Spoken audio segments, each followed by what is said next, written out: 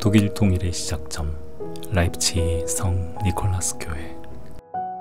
니콜라스 교회는 라입치히와 작센주에서 가장 큰 교회이자 20세기 후반 동독의 독재 정권 아래 저항운동의 중심지였다. 동독 붕괴 당시 여기서 처음으로 1989년 베를린 혁명과 동유럽 혁명이 일어났으며, 이로 인해 독일이 통일되고 폴란드, 헝가리, 루마니아, 불가리아, 체코슬로바키아 등 동구권 국가들에서 독재가 종식되고 민주주의가 실현되었다. 그 모든 역사적 현장의 중심에 서 있던 라입치히 성 니콜라스 교회. 오늘은 그 역사의 현장을 찾아간다. 니콜라스 교회는 1116년 처음 건축이 시작되었으며, 초기에는 로마네스크 양식으로 건축되었다. 이후 증축되고 재건축되는 과정에서 고딕 양식과 바로크 양식이 추가되었다. 19세기 후반 교회의 내외부가 현대적 요소로 리모델링 되었으며, 특히 내부 인테리어와 스테인드 글라스가 새롭게 교체되었다. 2차 세계대전을 거치며 큰 피해를 입었으나 오랜 복원 작업을 통해 지금의 모습으로 회복되었다.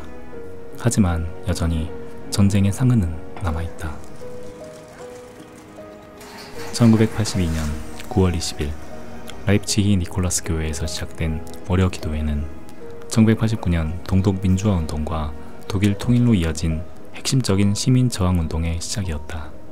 이 기도회는 처음에는 평화와 사회 정의를 위한 단순한 종교적 모임이었으나 점차 공산주의에 억압된 체제 안에서 자유와 민주주의를 요구하는 목소리가 나오기 시작했다.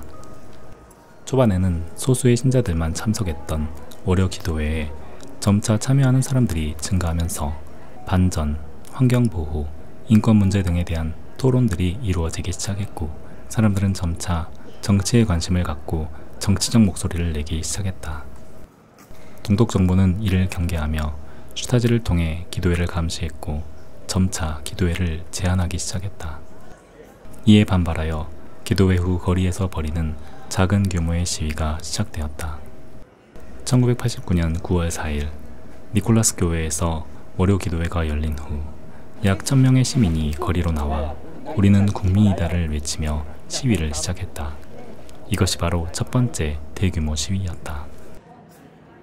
"우리는 국민이다" 라는 구어에서 국민이라는 단어를 사용함으로써 시위대는 자신들이 동독의 정당한 주권자이자 정부가 아닌 국민이 권력을 가져야 한다는 것을 천명했다. 동독 정부가 공산주의 체제를 유지하면서 국민의 의견을 무시하는 것에 대한 저항의 표현이 되었다. 이날 동독 경찰과 국가보안부는 시위를 강경 진압했으며 일부 시민은 체포되었다. 그리고 이 사건을 계기로 더 많은 동독의 시민들이 정치와 사회 문제에 관심을 가지기 시작했다. 10월 2일 두 번째 대규모 시위가 발생했다. 시위 인원은 처음 1000명에서 20배가 늘어 2만 명의 시민이 참가했다. 이에 당황한 경찰과 보안군은 진압을 시도했으나 시위는 평화적으로 진행되었다. 1989년 10월 9일 시위 인원은 더욱 늘어 7만 명이 모였으며, 이들은 니콜라이 교회에서 출발해 라입치히 시내를 행진했다. 동독 정부는 무력 진압을 준비했으나 경찰과 군대는 대규모 유혈 사태가 날 것을 우려해 결국 개입하지 않는다. 이는 독일 통일로 향하는 결정적인 계기가 되었으며, 이날을 시작으로 동독 전역에서 시위가 확산된다. 이날은 훗날 역사적인 평화혁명의 날로 불린다. 1989년 10월 16일 12만 명 이상이 참가한 대규모 시위가 진행되었으며, 1989년 10월 23일 시위대 규모가 32만 명으로 급증했다. 1989년 11월 6일 결국 동독 정부가 여행 제한 완화 조치를 발표하기에 이른다. 그리고 역사적인 1989년 11월 9일 정부 대변인의 말실수로 마침내 베를린 장벽이 붕괴되었다. 1989년 말부터 1990년 초까지 동독 시민들이 민주주의를 요구하는 구호였던 "우리는 국민이다"는 점차 "우리는 한 국민이다"로 변화했다. 이는 동독과 서독의 통일을 지지하는 의미로 사용되었으며, 1990년 10월 3일 독일 통일을 앞두고 동독 전역에서 더욱 널리 퍼지게 되었다. 동독 시민들의 민주주의를 향한 열망과 자유를 향한 결연한 의지는 비폭력적인 시민 저항운동으로 공산주의 정권을 무너뜨리고 독일 통일을 촉진시켰으며 세계 역사의 흐름을 바꾸어 놓았다. 교회는 무료 입장이며 사진 촬영 허가와 오디오 가이드는 소액의 비용이 청구된다. 본당에 들어서면 니콜라스 교회만의 특별한 야자수 기둥을 마주할 수 있다. 예수 그리스도가 예루살렘에 입성할 때 사람들은 야자수 가지를 흔들며 환영했다. 야자수는 승리와 영생, 천국 입성의 상징이 되었으며 1989년 평화혁명으로 니콜라스 교회에서 야자수는 자유와 희망의 상징이 되었다.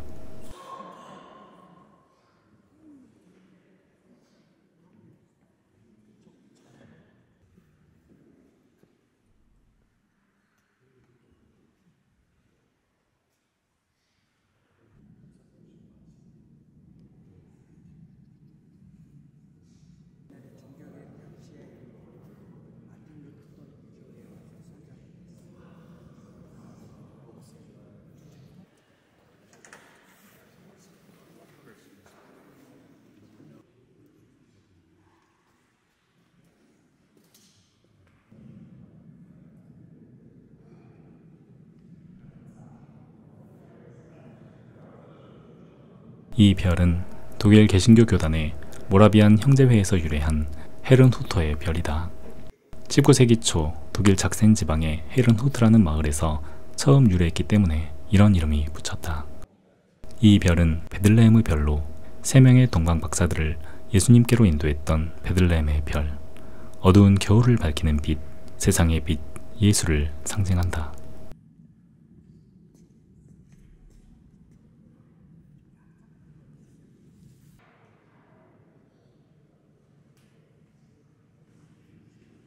그리고 지금은 독일의 크리스마스를 상징하고 있다.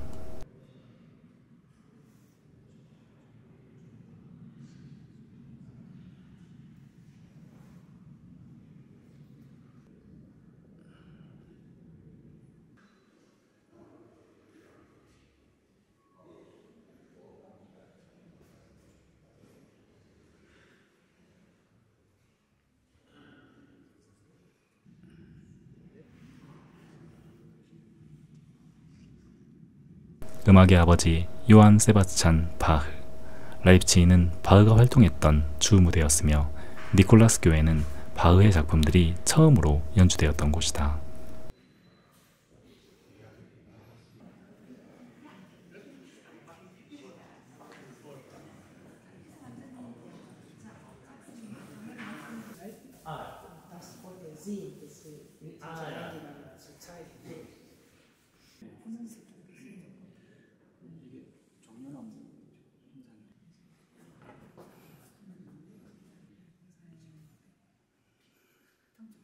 요한 볼프강 괴테의 미술교사였던 아담 프리드리 웨저의 천장화이다.